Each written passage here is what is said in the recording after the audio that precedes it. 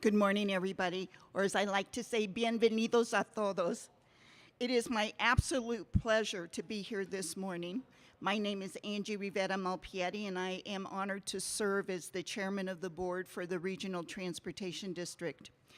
Today, I am really thrilled to be here as we experience a major milestone in RTD's 51-year history. You know, we started our search for a new leader at this agency. Little did we know that 2020 would place us in the middle of a global pandemic, and RTD, just like the rest of the world, would be challenged in ways that we never could have imagined. After a 4-month national search and 58 applicants, Miss Debra Johnson rose to the top. It is not surprising. She brings more than 25 years of diversified, progressively responsible experience, serving most recently as the Deputy CEO of Long Beach Transit in Long Beach, California. She's held experiences on the executive level at Washington Metropolitan Area Transit Authority, the San Francisco Municipal Transportation Agency, and the Los Angeles County Metropolitan Transportation Authority. She's a top-notch professional, and I am proud that we are making history today by choosing the first female general manager and CEO in RTD's 51 years of service. She surely brings skills that will help us through ongoing challenges while we're having a vision of taking this agency forward into a new era. Along with her experience, I think when you meet her, you're going to see her charisma and energy that inspired all of us to choose her. You know, she's already had an extraordinarily busy day. She started this morning at 4 a.m. with meeting with employees at operations divisions, and she also had a virtual hands-on meeting with all employees at 10 this morning. I am so very excited to introduce her to you. Please welcome our new general manager, Debra A. Johnson.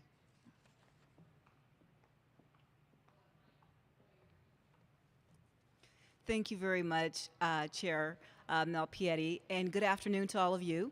As introduced, I'm Debra Johnson, and I'm extremely excited and extremely humbled to come before you today and introduce myself as the General Manager and Chief Executive Officer of the Regional Transportation District.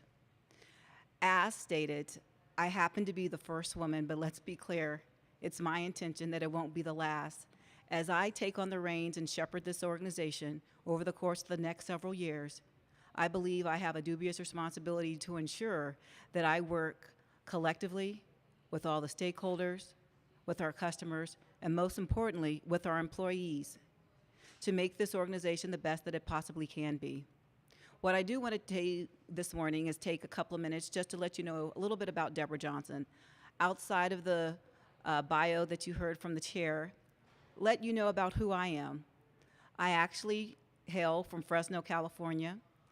And one thing I'm proud about that in the sense that that's my first entree into the public transit arena. Being a young person, I relied on public transportation to get to school. Literally and figuratively, it was the vehicle that brought the haves and the have-nots together.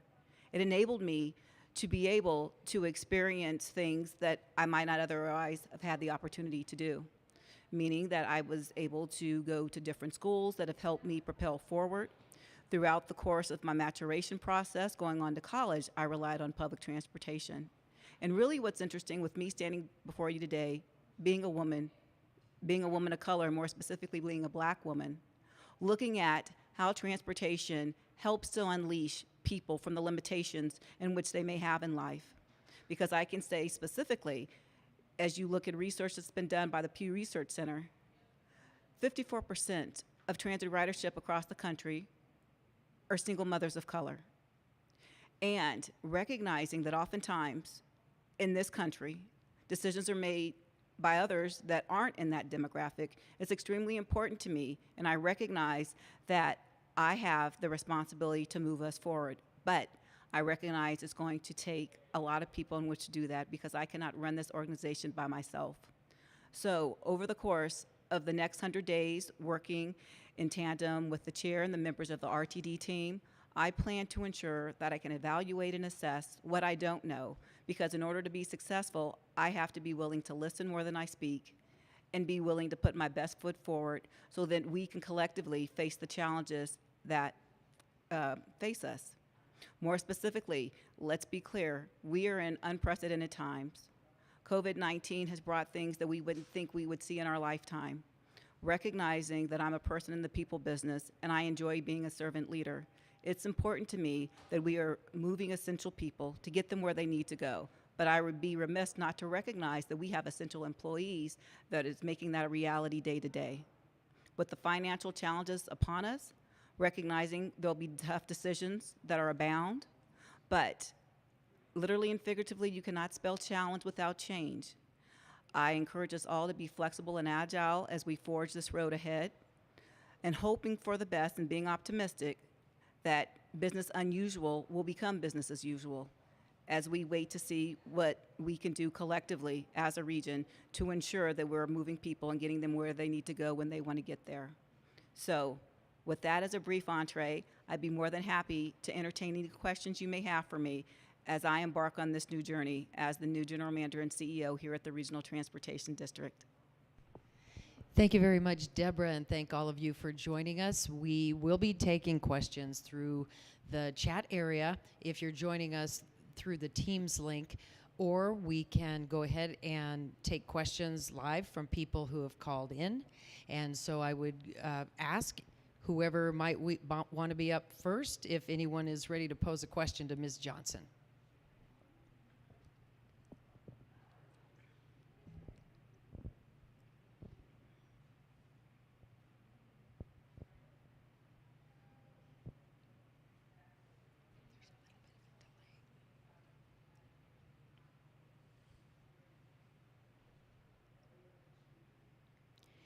Yes, Jackie, go ahead. Jackie from CBS 4.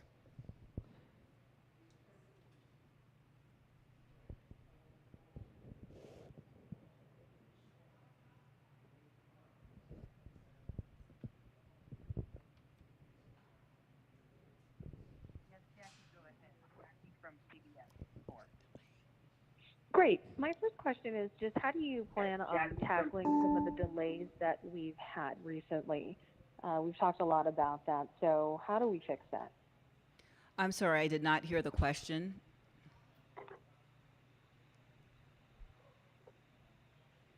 Jackie, can you repeat your question, please? Great. My first question is just how do you plan on tackling some of the delays that we've had recently? We've talked a lot about that, so how do we fix that? I'm sorry, I did not hear the question. Delays. Yeah, I can repeat my question. Just how are you planning to tackle the issues we've had with delays, with the train delays and those issues? How do we fix that? Okay, if I heard you correctly, Jackie, I believe you were inquiring about delays as it relates to trains, so I'm thinking you're making reference to service delivery and the delays therein. Okay, so first and foremost, what I need to do is ensure that I have an understanding of what our schedule is and what we are intended to deliver. I'm making an assumption here that you could be speaking in reference to missed service, and if anything, being a transit service delivery provider, we need to ensure that we have the optimal number of employees that match the optimal number of train sets in which to deliver said service. So it's working in tandem, being able to peel back the layers of the onion and discern what might be the optimum service levels that we should be delivering, and making sure that if we can't meet that, that we're communicating out in such a way that we're managing our customers and constituents' expectations.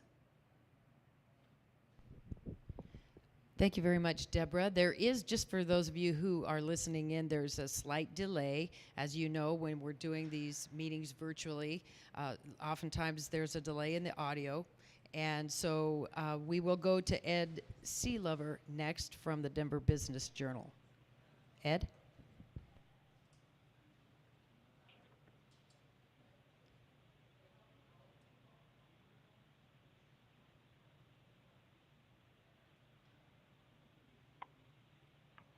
Doing these meetings virtually, oftentimes there's a delay in the audio, and so we will go to Ed Sealover next from the Denver Business Journal.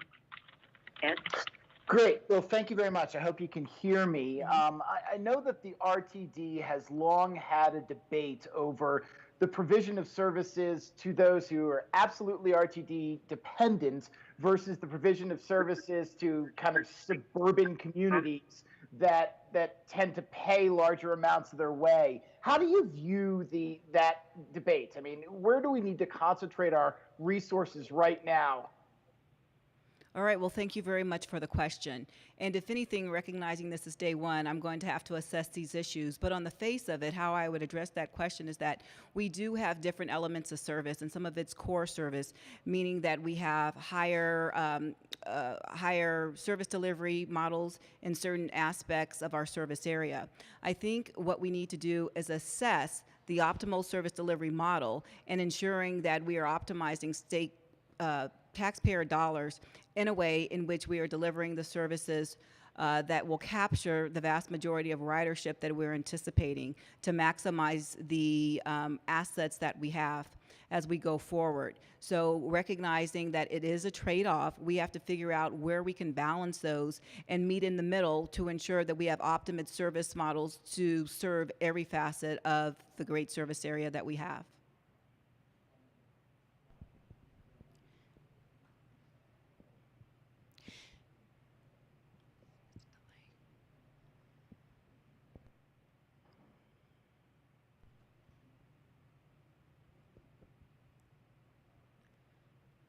Deborah, next up in the chat area, we have a question from Allison Borden with Colorado Public Radio. And Allison is asking, where do you see yourself and RTD in the next 2 to 3 years? So, very good question. Considering that there's a lot of unknowns, I would anticipate that we would leverage the experience that we've gained in this unprecedented time to ensure that we're providing a service model that works in the best interest of our ridership and as well as optimizing the resources we have. So, simply put, I would like to ensure that we're at a place once we weather this storm whereby we are a mobility option for individuals and be the one of choice. So throughout the course of the various aspects we've done with our comprehensive operations analysis, which you may know as Reimagine RTD, using that as a backdrop, trying to optimize a service model that we have so we could really benefit those that need to utilize our service and those that don't, be introduced to the vast aspect of our services and programs, because basically I think holistically as we look at reducing our carbon footprint, using public transport is the best way in which we can do that, as we see with the advent of climate change and other environmental factors that have come to plague us in recent times.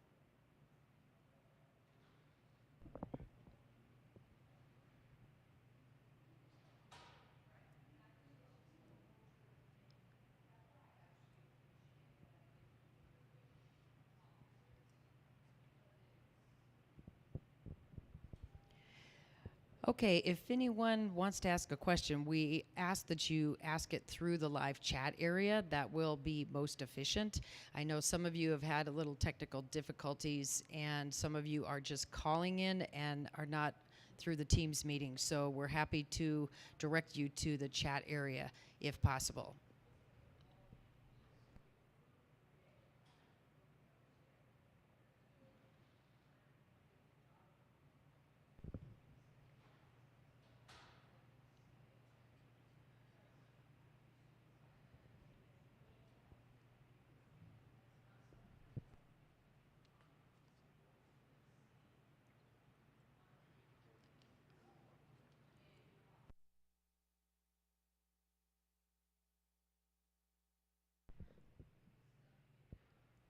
Deborah, one question that we've been asked a lot as we all were waiting for your arrival, we had several questions from the media on what you were really seeing as the priorities for you to address right away.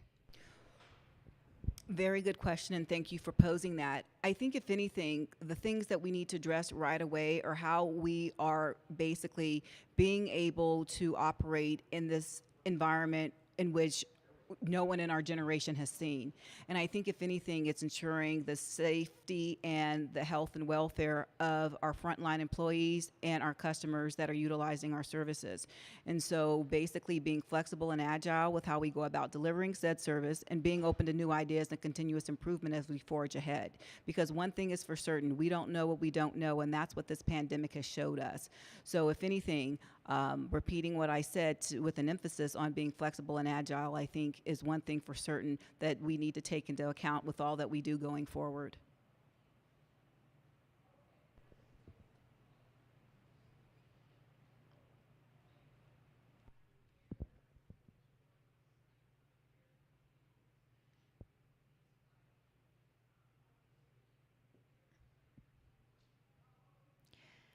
Okay, we have another question from Ed Sealover with the Denver Business Journal. RTD has a responsibility to build a train to Boulder County, or does that promise need to be reassessed? Very good question, and a fair question is that. As you can imagine, with me coming on board, I've been asked that a lot, and recognizing that all this came to fruition back in 2004 and 16 years has elapsed. I always think it is great to look at something through a new lens, and perhaps working in partnership and collaborating with all stakeholders to discern how we go about doing that, recognizing that there is a belief that a promise was made. I believe that it is important, as we look holistically at a region, that we provide connections to get to and fro. But I think, if anything, having a refresh to decide in earnest the best course of action to get there is what should be top of mind for all of us.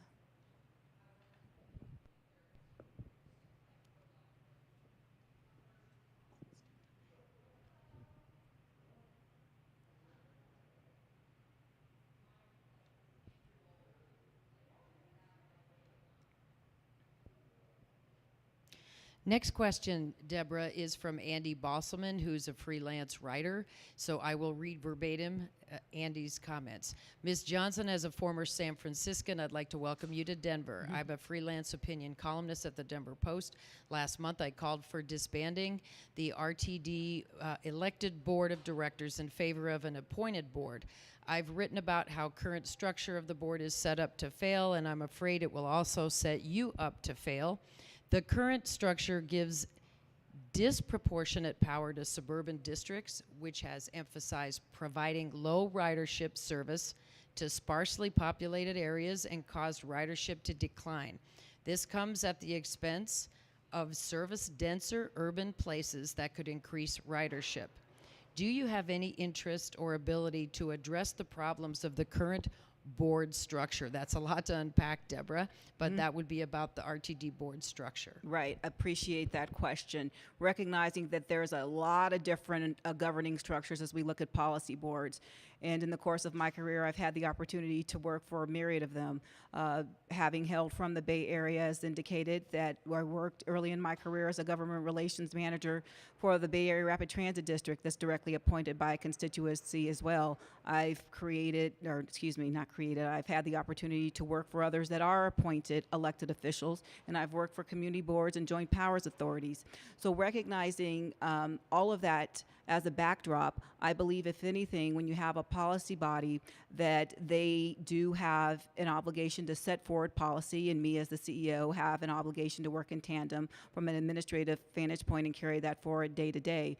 At this juncture, it would be premature for me to opine on whether I think that is optimal as it relates to me just coming into the area. But one thing's for certain, I think we all have to be in lockstep about how we go about delivering what's been set forth in the charter that created the RTD, and recognizing that if it was an appointed board by elected officials or a community board, there still is that responsibility to set forth policy and govern with all due respect for the interests that we have put forward by the taxpayers as a whole.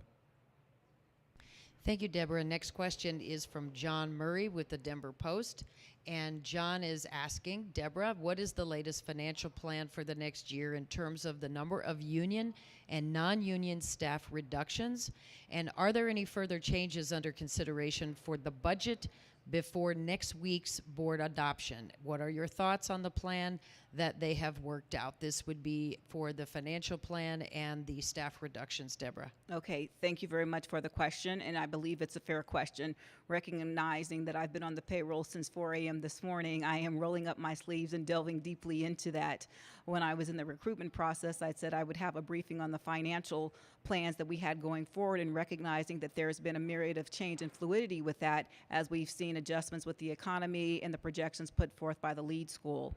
So recognizing that I just spoke in my last response about the policy body, the board will be looking at something during the committee tomorrow. And basically, I have a big binder in my office that I plan to study with all due intention this evening to acclimate myself. So as it relates to specific numbers, I'm not in a place at this juncture in which to opine because I have yet to have that knowledge base in reference to doing so. But rest assured that we are working, and me specifically, working in the best interest of our employees, working in the best interest of our taxpayers to maximize dollars that we do have afforded to us so we can optimize on the efficiencies in reference to delivering service. And keeping in mind that I pride myself on being a person in the people business, with there being a reduction in force, please recognize that whatever will be done with will be done through a lens of dignity and respect for our employees because they're valuable to us, and recognizing that I'm optimistically being hopeful that perhaps in the near future, going down that path, we may have an opportunity to reclaim some of those employees and bring them back into the RTD family. Employee Deborah, in this morning's employee meeting, you were asked what your leadership and management style is, and that may be of interest. Sure. Well, I pride myself on being a participatory leader, and what that means is I can't run this organization by myself. It takes a team of people. We're all individuals, but collectively we come together and we work as a team. And all of us are contributors. It's very analogous to a puzzle. When you look at a box top cover of a puzzle box, there's a picture there. If you're missing one piece of the puzzle, you're not going to have that complete picture. Recognizing that puzzle pieces come in different shapes and different sizes, it doesn't devalue that puzzle piece in sum.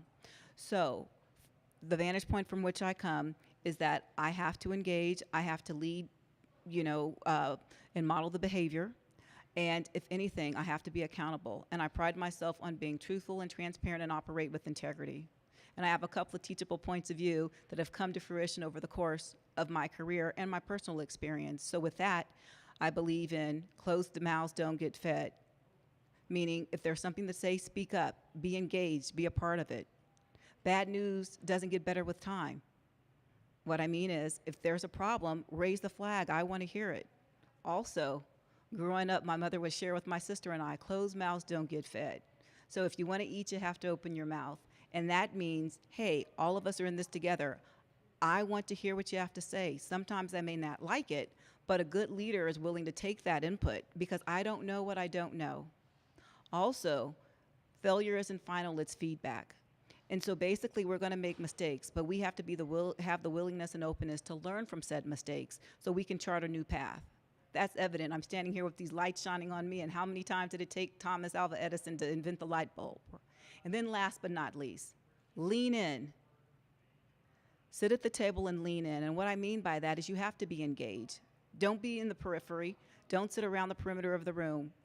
Sit at the table and lean in. And really that resonated with me over the weekend, recognizing that 52 years ago on Saturday that Shirley Chisholm was the first black woman elected to Congress, and she would always say, if you don't have a seat at the table, bring your own folding chair. So that's who I am from a leadership vantage point.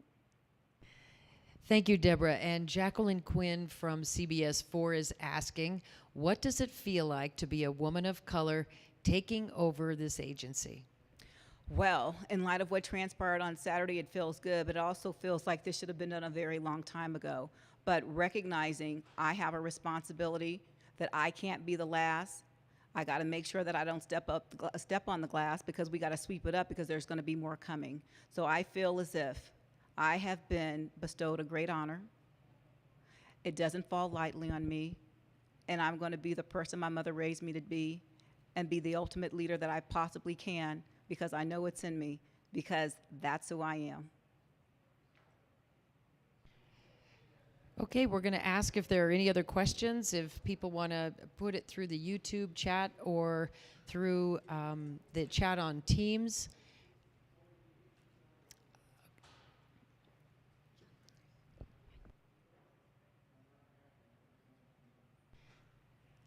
I don't see any more questions coming in through the chat. I will say, folks, we appreciate you having the wherewithal to hang in there with us. We had planned to do this news conference socially distanced and masked outside of Denver Union Station, but the recent health orders changed that plan. So we also had to be flexible and nimble and change our plan. So we do appreciate you weathering the technology that is at our fingertips. And I would ask you, Debra, if there are any closing thoughts or comments that you would like to make as your first initial introduction to our media partners. Thank you very much for that, Pauletta. And first and foremost, before I close, I want to thank staff for assembling all this today. When I had the opportunity to engage during the course of me transitioning into this organization, I made it clear that it was important to me to engage, being a person in the people business, and they ensured that I was primed and ready so I could be out and about at 4 a.m. this morning and meet with the valuable men and women of the RTD team, also to put together a virtual all-hands meeting and then this press conference. So with that, what I want to share is that I am committed to engaging with as many people as possible, recognizing that I am a continual learner, an evergreen learner, that I need to familiarize myself with the area, having come in and know I'm not a carpetbagger. I have moved here and I'm willing to put my all into making this organization the best that it possibly can be. I look forward to engaging with our stakeholders, with our customers, and most importantly with our employees so I can recognize the path on which we're traveling. So, welcome to engage, and please recognize that it's going to take me some time to get up to speed, but the one thing for certain, I'm willing to listen. I have 2 ears and 1 mouth, so that is going to be my plight, to make sure that I'm listening more than I speak over the course of these next 100 days. After that, we'll see what happens. But that was unjust. But seriously, I look forward to working with all of you in the region. I look forward to sitting down with the media, having editorial boards, because I think that's important. I pride myself on being highly communicative, and so we need to engage and have that dialogue. Thank you, Debra, and I do want to make sure that you all know we are going to have the tape of this news conference on our website very shortly, and so for those of you that want to go back and listen again, you will have the ability to do that shortly. And again, we thank you for joining us. We thank our board chair, Angie Rivera Malpieri, and our new CEO, Debra A. Johnson. Thank you.